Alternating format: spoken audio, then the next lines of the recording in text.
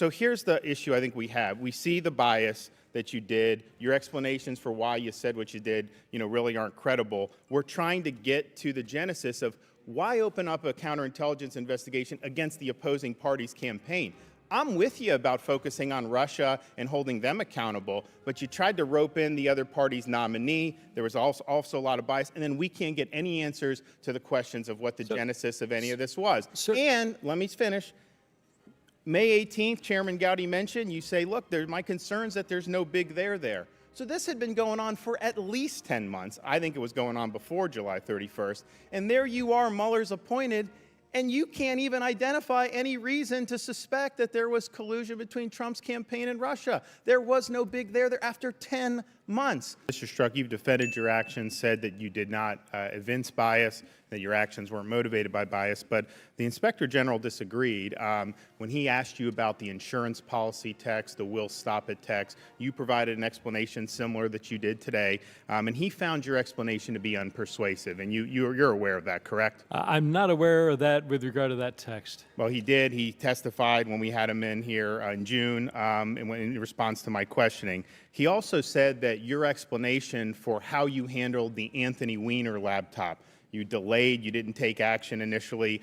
He said your explanation for that, and he did note that in the report, was not persuasive. You're aware of that, correct? Sir, I'm aware of facts rebutting that he has rebutting that specific assertion. Well, he testified to us that he was not persuaded by your explanation for why you focused on the Trump-Russia collusion and you let the Weiner thing sit. And then he testified in front of our committee that it was reasonable to infer that your actions involving Weiner's laptop, the fact that you didn't pursue that aggressively, that it is reasonable to infer that it was because of the bias that you evinced in those text messages. Are you aware of his testimony with that? Not specific to that, but I'll accept your representation. Yes, and I think it's important to show, while the IG report said the Clinton charging decision was not necessarily due to bias, he said that the Weiner is absolutely a fair game to infer that, and then they're obviously continuing to investigate the genesis of this Russia interference case.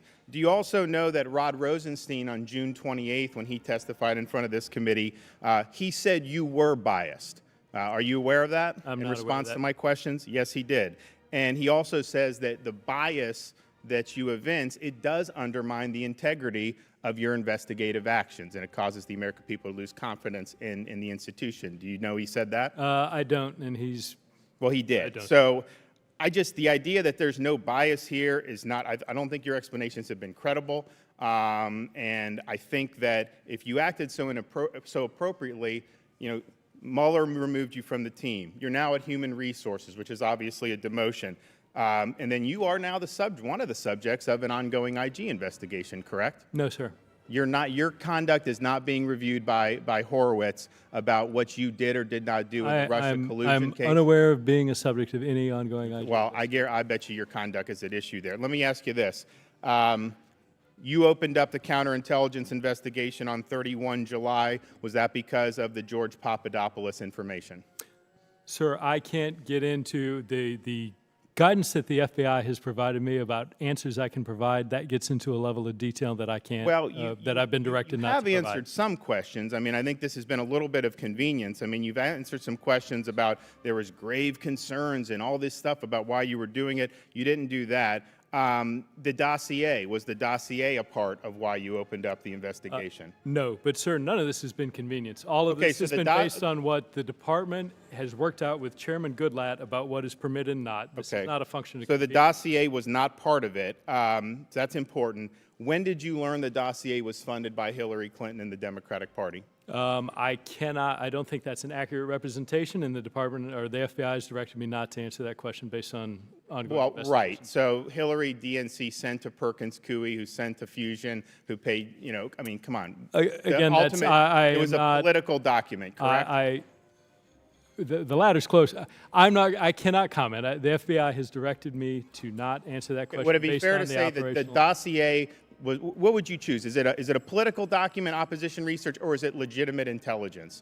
Sir, I would very much like to answer that question. Okay. I've been directed by the FBI that I may not get into that based on operational requirements or equities. So here's the issue I think we have. We see the bias that you did. Your explanations for why you said what you did, really aren't credible. We're trying to get to the genesis of why open up a counterintelligence investigation against the opposing party's campaign. I'm with you about focusing on Russia and holding them accountable, but you tried to rope in the other party's nominee. There was also a lot of bias, and then we can't get any answers to the questions of what the genesis of any of this was. And let me finish.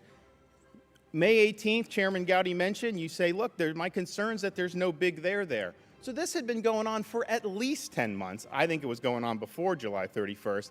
And there you are, Mueller's appointed, and you can't even identify any reason to suspect that there was collusion between Trump's campaign and Russia. There was no big there after 10 months. So that's the concern, is that somebody like you, who said we'll stop him, who said we needed insurance policy, that you let that bias, you wanted there to be something there. You wanted it to be true, and that, I think, influenced your actions. You can prove us wrong by providing us the information. I'd like the information on any type of informants pre-July 31st. I'd like the information on what you used to open up the counterintelligence investigation. I want to know whether that was any foreign intelligence involved or whether it was funneled through the State Department. These are all questions that if we just put those out and answer them, then a lot of us would be able to then make I think, American people can make a judgment. I'm going over my time. I yield back. Mr. Chairman, Time of the gentleman has expired. Question. Briefly.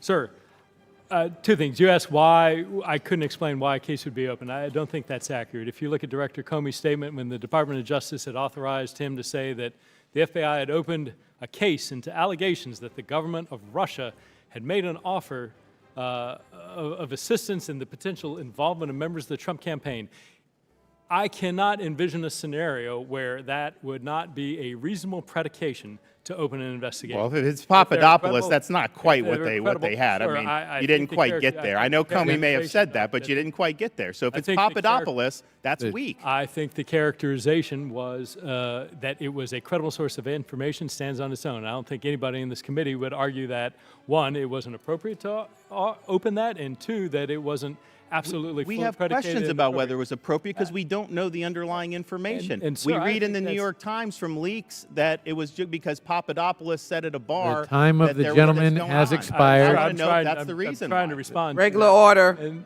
Regular order. and The so, chair sir, I recognizes think the there's absolutely- gentleman. Mr. Chairman, there's a second element of a question the gentleman. Very, would like no.